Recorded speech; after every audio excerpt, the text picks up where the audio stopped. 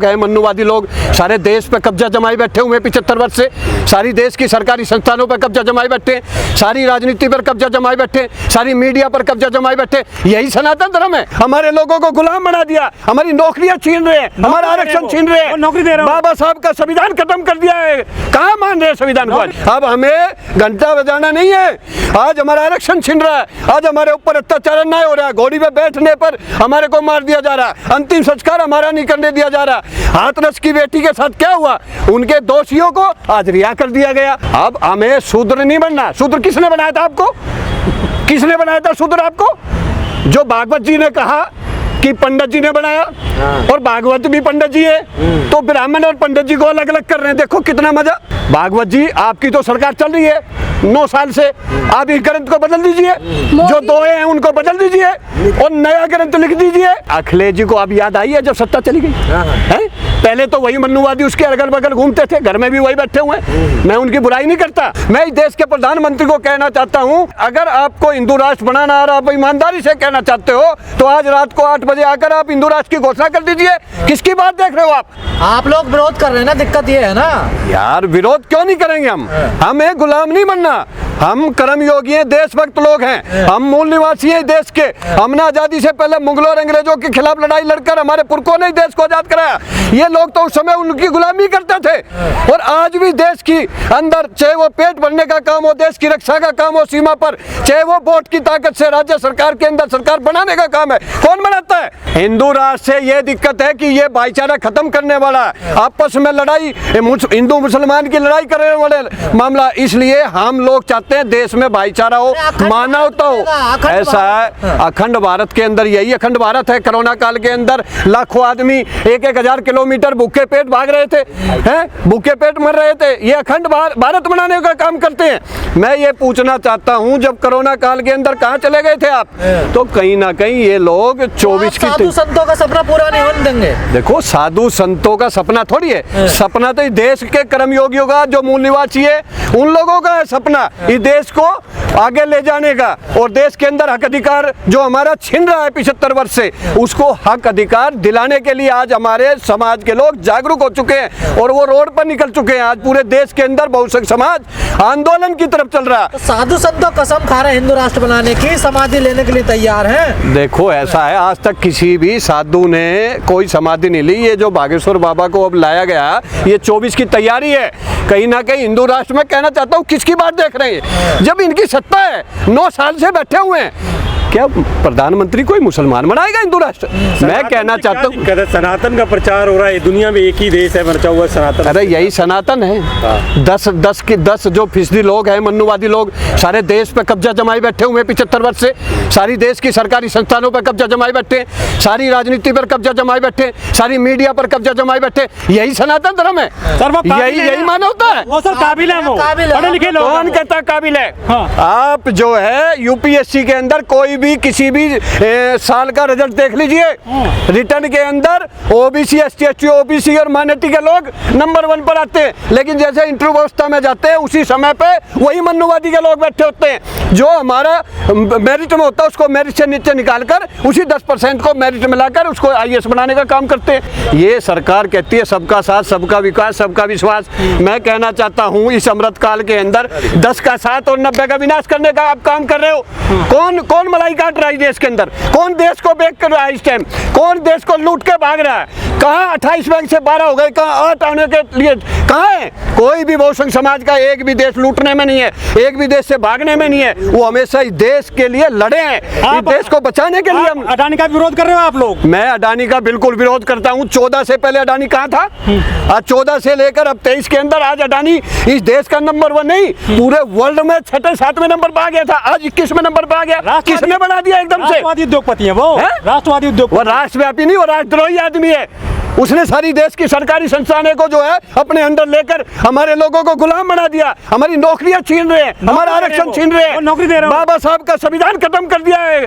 कहाँ मान रहे हैं संविधान को? नौकरी दे रहे हैं अडानी तो लोगों को। कौन नौकरी दे रहा है? जो हमारे को 1 लाख रुपए मिलता था, हमें 15,000 में बंधुआ मजदूर बना दिया कॉन्ट्रैक्ट बेस पे। हमारे कहाँ नौकरियां दे रहे हैं हमारे लोगों को? सब कुछ ठीक हो जाएगा, इसी की तो कल्पना कर रहे हैं। अरे ये रावण राज चल रहा है, किसने कहा ये राम राज आ रहा है? राम राज होता तो सबका साथ, सबका विकास और 90% लोगों को साथ हाथ लेकर चलते। आज क्यों हमारा आरक्षण खतरे में? रामराज आने नहीं दे रहे ना, विरोध कर रहे हैं ना, देखिए। अरे ये राम के नाम पर हम लोगों को बांट रहे हैं। जब राम मंदिर का आंदोलन हुआ था कौन लोग थे मरने वाले, कौन थे आंदोलन करने वाले? हमारे ही SC ST OBC माइनॉरिटी के लोग थे। एक भी वो जो आज ट्रस्ट के अंदर बैठे हुए 16 व्यक्ति, उनमें आज एक भी हमारा नहीं है।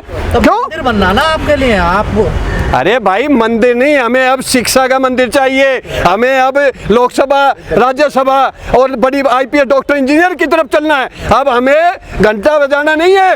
अब हम लोगों को शिक्षित होकर ही देश के मेन डिपार्टमेंट पर, देश की सत्ता पर पहुंचने का काम करना है। हिस्सेदारी चाहते हो? बिल्कुल हिस्सेदारी चाहते हैं। सामने वाला तो कह रहा है कि जाति खत्म कर रहे हैं, जाति, और आप जो है फिर जातिवाद को बढ़ावा दे रहे हो। इस देश में धर्म और जाति कभी ना गई थी ना जाएगी।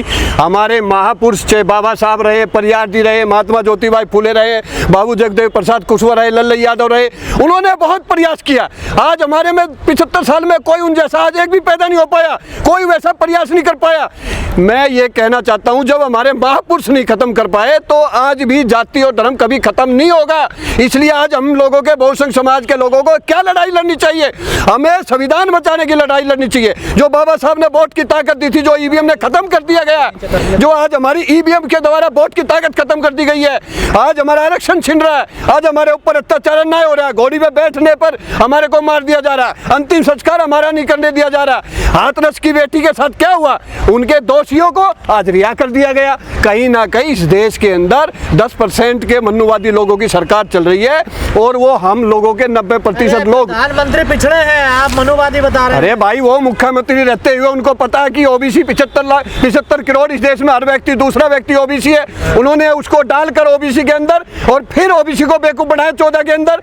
मैं कहता हूँ वो नकली OBC है। अगर असली OBC होते तो आज SC ST से भी ज्यादा अगर किसी का हक छिन रहा है वो OBC का छिन रहा है। पिछड़ों को हो क्या गया? हर जगह विरोध करने शुरू कर दिया। बिहार दरबार बंद कर दिया आपने धीरेन्द्र शास्त्री का। आप हर जगह ही विरोध करने लग गए। अरे धीरेन्द्र का ही नहीं, अब की बार जो है हम वोट की ताकत से भी और जन आंदोलन कर कर इस सरकार को भी उखाड़ फेंकने का काम करेंगे अब की बार हम, क्योंकि ये सबसे ज्यादा हमारे खिलाफ है। ये मिट्टी मिला रहे हैं भूमाफियाओं को। जाति विशेष की लोगों की सरकार है और वो बिल्कुल चुन चुन कर जो लोग उनको वोट नहीं देते, जो लोग इस देश के मूल निवासी है, उन लोगों को टारगेट कर कर आपस में कमजोर करना चाहती है, उनको तोड़ना चाहती है। खासकर किसको?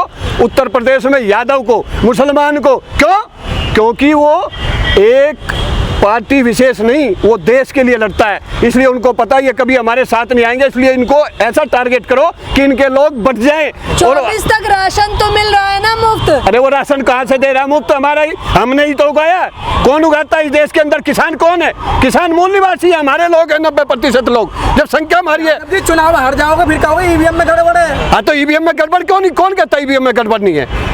कौन कहता है EVM में गड़बड़ नहीं है? EVM का मुद्दा आपने उठाया है कभी? हाँ EVM का मुद्दा अब इस 10 और 11 मार्च को दिल्ली के ऐतिहासिक रामलीला मैदान के अंदर संयुक्त बहुसंख्य समाज मंच के द्वारा एक जातिगत जनगणना और बैलेट पेपर से चुनाव, EVM हटाओ भाजपा भगाओ, EVM हटाओ संविधान बचाओ, EVM हटाओ वोट की ताकत बचाओ लेकर पूरे देश के बहुसंख्य समाज के संगठनों को लेकर करोड़ों लोग 10 और 11 मार्च को रामलीला मैदान में पहुंचकर इस होने वाले संसद के सत्र में अपनी आवाज को उठाएंगे। आंदोलन कर रहे हैं, इससे ही तो बीजेपी और वर्तमान सरकार कामयाब हो रही है। आपके आंदोलन से कोई फायदा तो हो नहीं रहा। देखिए ऐसा नहीं है, अभी हमारे लोग अलग अलग आंदोलन कर रहे थे, लेकिन अब जैसे जैसे लोगों को पता लग गया कि पहले नंबर मेरा था, अब की बार उसका है, कहीं ना कहीं अगली बारी हमारी है, इसलिए बहुसंख्य समाज के लोग अब उनके संगठन, उनके नेता जागरूक हो चुके हैं। कहीं ना कहीं वो आने वाले समय में इस बार बहुजन OBC। यार देखिए हम लोग होली किस लिए बनाएंगे? हम लोग होली, हमारा तो हक छीन रहा है, अत्याचार अन्याय हमारे ऊपर हो रहा है। तैयारी करो सर, होली की तैयारी नहीं करेंगे हम, 24 की तैयारी करेंगे लोकसभा चुनाव की, और वो वोट की ताकत से करेंगे हम। 2024 की तैयारी कर चुकी है, अब चिंता ना करें। हाँ तो बीजेपी तो तैयारी शुरू से ही करती है। हाँ। कहाँ करती है कि EVM सेट करना उसको, और हम लोग रोड पर उतरेंगे और हमारी वोट की ताकत को छीन लेंगे। इसीलिए तो हम इस मुद्दे को लेकर आप बार बार कह रहे हैं मोदी जी रात को 8 बजे क्यों नहीं हिंदू राष्ट्र डिक्लेयर कर रहे, क्यों नहीं हिंदू राष्ट्र डिक्लेयर कर रहे? आप तो खुद करवाना चाह रहे हैं ना सर। भाई आप एक चीज बताइए मुझे, इस देश में 14 से लेकर अब तक हिंदू राष्ट्र की बात हो रही है, तो मैं ये पूछना चाहता हूँ कि हमें तो पता है कि ये छलावा है, ये सिर्फ वोट को बांट कर भाईचारा खराब करने के लिए, हम लोगों को हिंदू मुसलमान से लड़ाने के लिए, हमारे अंदर गैप बनाकर डिवाइड एंड रूल के हिसाब से ये वोट हासिल करना चाहते हैं। लेकिन हिंदू राष्ट्र अगर इनको ईमानदारी से बनाना है, पहली बात तो मैंने शुरू में ही कहा कि हिंदू राष्ट्र ना पहले था ना कभी बन सकता, ये सिर्फ चुनाव के टाइम पर हमारे लोगों को बांटकर भाईचारा खराब कर कर वोट लेकर और ईवीएम का इस्तेमाल कर कर प्रशासन का इस्तेमाल कर कर ईडी सीबीआई कर अच्छे दिन ला रहे हैं, तभी 3 राज्यों हम में तो सरकार बना मैडम दी है। आपके चैनल के माध्यम से देश के प्रधानमंत्री को कह रहे हैं हमारे 14 से पहले वाले दिन लौटा दो, जो 500 रुपए की गैस थी, जो 60 रुपए का पेट्रोल था, जो हमारी सब्जियां सस्ती थी, हमारा सब कुछ सस्ता था, हमारे पास नौकरी थी, वो हमारे दिन लौटा दो। हम तो ये कह रहे हैं ये दिन अच्छे जो है आप अडानी अंबानी को आपने दे दिए और 90% लोगों के बुरे दिन आ गए। काम बोलता है मोदी जी का, 3 राज्यों में देखिए कैसे जीत गए। अगर ये देश की गोदी मीडिया ना सच्चाई दिखाने लग जाए तो काम नहीं है। उसने इस देश को कहा था मैं बिकने नहीं दूंगा, आज लगातार 14 से 23 के अंदर देश की घेल बेल रेल हवाई अड्डा बस अड्डा सब बेच दिया।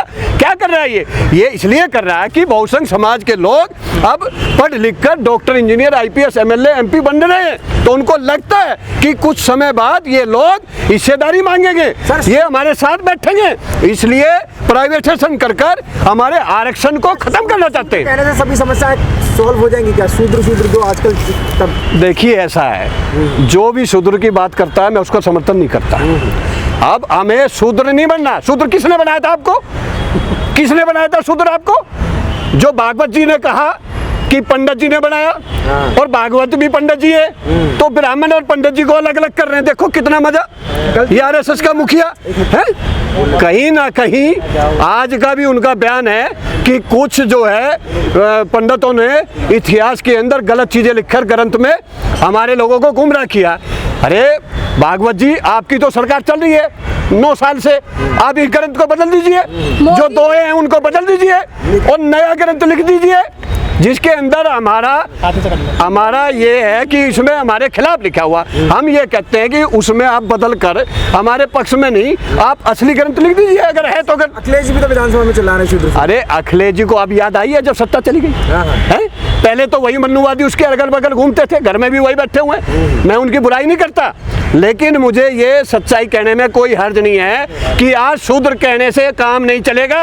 आज एसटी एससी ओबीसी के हक अधिकार की आवाज उठाना, उसके साथ उसको लेकर चलना, उसके खिलाफ जो अत्याचार हो रहा है उसको न्याय दिलाना और उसको अपने साथ लेकर हर चुनाव के अंदर लेकर चलना पड़ेगा। जब अखिलेश जी की सत्ता में आएंगे, शूद्र बनने से नहीं आएंगे।